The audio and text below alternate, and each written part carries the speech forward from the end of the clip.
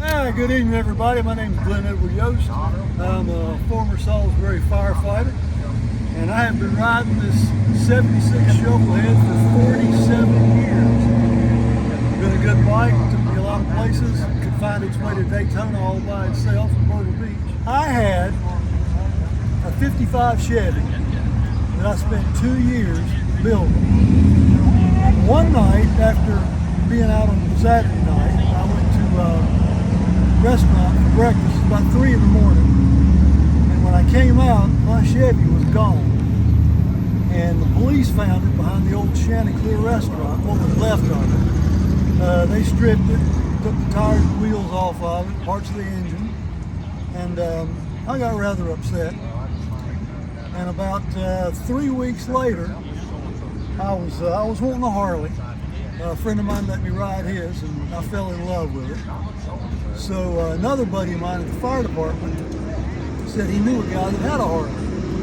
So we went and looked at it, and we got to talking money. And I told him what I had, what was left of my 55 Chevy. Here comes the boys now. So we worked out a trade, and I swapped in my 55 Chevy for this old bike. And knowing it was an AMF bike, that's another whole story. A buddy of mine from the fire department and I took it completely apart, and if it had China or Japan stamped on a part, we replaced it with USA. So it's not an AMF bike anymore. It used to be. And she's been a damn good one. Hasn't given me hardly any trouble at all. I've only rebuilt her once. So it's probably about time. But like I said, I've been riding it now for about 47 years. And if she could only talk and tell stories.